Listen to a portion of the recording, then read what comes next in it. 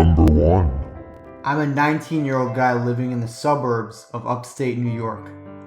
Halloween is anything except my favorite holiday. I can't stand anything horror related, especially those horror narrators on YouTube. When I was younger, my parents split up on Halloween, and to be perfectly honest, it's ruined it for me. I remember that night so vividly. My mother woke me up in the middle of the night, packed up a few things, and we left. We originally lived in Massachusetts, so we live in New York now. I don't look forward to receiving mountains of candy or participating in some harmless vandalism that's associated with the moronic holiday. I just can't even get my mind away from the memories of my parents splitting up and thinking it was all my fault. It can be such a horrible thing to feel. The only good that came of my parents' breakup was that my mother and I had become a lot closer than before. My dad was pretty much out of the picture at that point. I haven't seen him since then, and to be honest, I didn't really care for him. He was always drunk, and I have a vague memory of him screaming at Mom. It was Halloween night, around 8 p.m. I decided to play some Minecraft on the Xbox 360.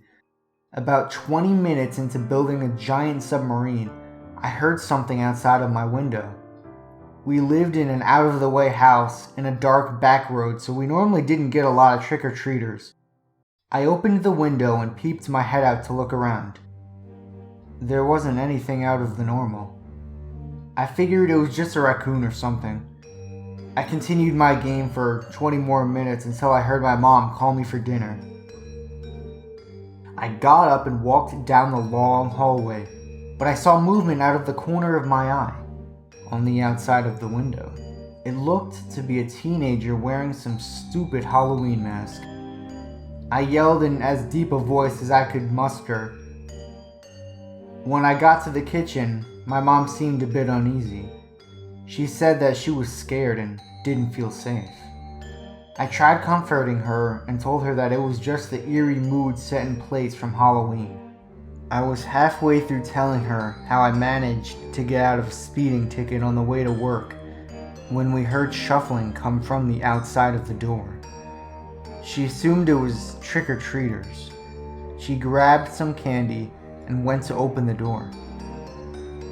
My back was to the door, but I turned around as quickly as humanly possible when I saw a large man driving a large machete into my mom's shoulder.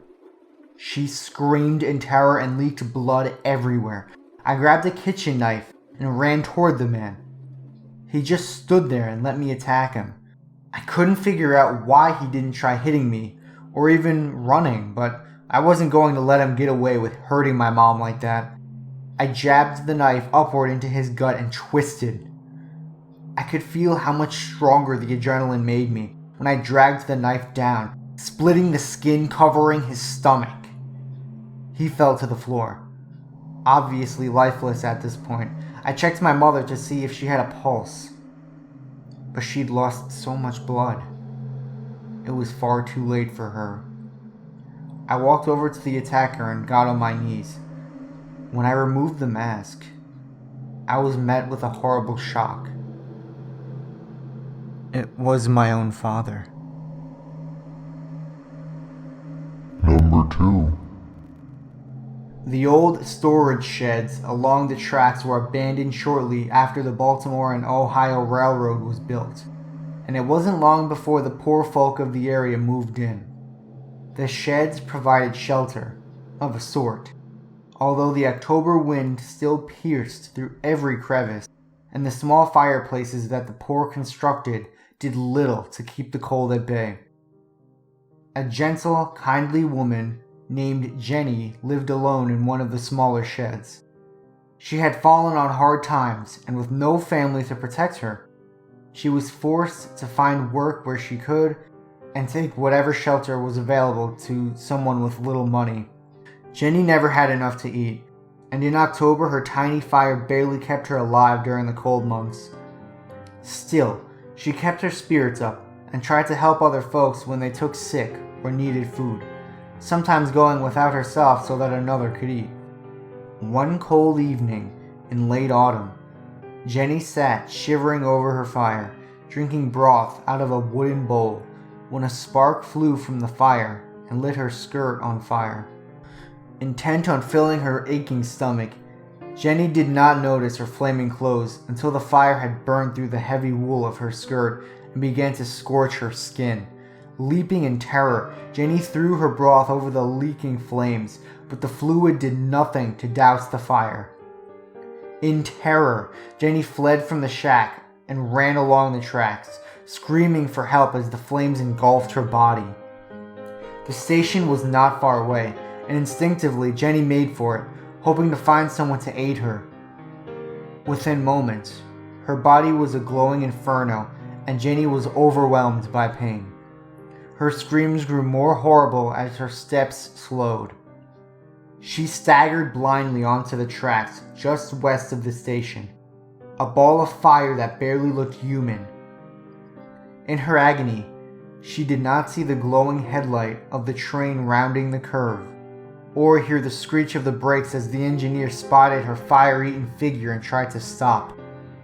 A moment later, her terrible screams broke off as the train mowed her down.